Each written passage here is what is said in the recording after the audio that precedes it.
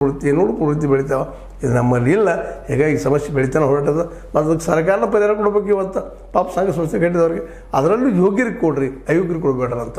ಸುಮ್ಮನೆ ಪುಸ್ತಕದ ಸಲ ಒಂದು 100 ಪೇಜ್ ಮಾಡೋದು, ಏನೋ ಒಂದು ಹಿಂದಿನ ಅಲ್ಲಿ ತುರುಗಿ ಮಾಡ್ಕೊಂಡ್ರೆ ಪಬ್ಲಿಷ್ ಮಾಡೋದು, ಅಂಥ ಪುಸ್ತಕ ಕೊಂಡು ಹೋದವ್ರು ಮೊದಲೇ ಕೊಂಡು ಹೋಗೋದು ಪ್ರವೃತ್ತಿ ನಮ್ಮಲ್ಲಿ ಇಲ್ಲ.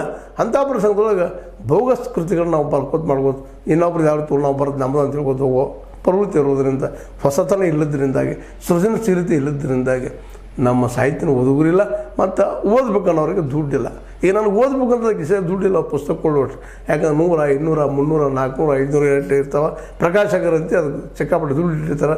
ಯಾಕಪ್ಪ ಅಂತಂದ್ರೆ ಲೈಬ್ರರಿಗೆ ಹಾಕಿ ಆ ಲೈಬ್ರರಿಯಿಂದ ಅಲ್ಲೂ ಅಲ್ಲಿ ಹೆಡ್ರು ಅವರೇ ಇರ್ತಾರೆ. ಹೆಚ್ಚು ಭಾಳ ಜನ ಅವ್ರು ಏನು ಪರ್ಸೆಂಟೇಜ್ ಕೊಟ್ಟಿರಪ್ಪ ಅಂದ್ರೆ ನಿಮ್ಮ ಬುಕ್ ಹಾಕಿ ಬಿಟ್ಬಿಡ್ತಾರೆ. ಯಾರು ಓದುವಲ್ರು ಬಿಡಬಾರ್ದು, ಲೈಬ್ರರಿಗೆ ಬಿಟ್ಬಿಡ್ತಾರೆ. ಹೀಗಾಗಿ ಇದು ಒಂದು ವ್ಯವಸ್ಥೆ ಪ್ರಕಾಶಕರು ಮಾಡ್ಕೊಂಡು ಕೂತಿದ್ದಾರೆ ಇವತ್ತು.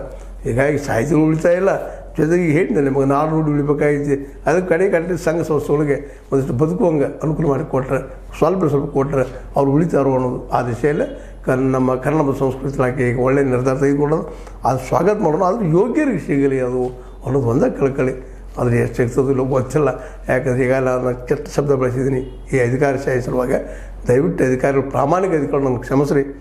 ಅಯೋಗ್ಯರಿಗೆ ಅದು ಯೋಗ್ಯದ ಮಾತು ಅಂತ ಹೇಳ್ತಾ, ಇದು ನಿಮಗೆ ಲೈಕ್ ಆಗಿರ್ಬೋದು. ಲೈಕ್ ಮಾಡಿ, ಶೇರ್ ಮಾಡಿ, ಕಮೆಂಟ್ ಮಾಡಿ. ಜೊತೆಗೆ ಸಬ್ಸ್ಕ್ರೈಬ್ ಆಗೋದನ್ನು ಬಿಡ್ಲಿಕ್ಕೆ ಹೋಗ್ಬೇಡ್ರಿ. S60 ನ್ಯೂಸ್ ಅರ್ಥತೆ ಸಿದ್ದರಾಮಯ್ಯ ಸತ್ಯ ಕೈಗೊಂಡೆ ವಂದನೆಗಳು.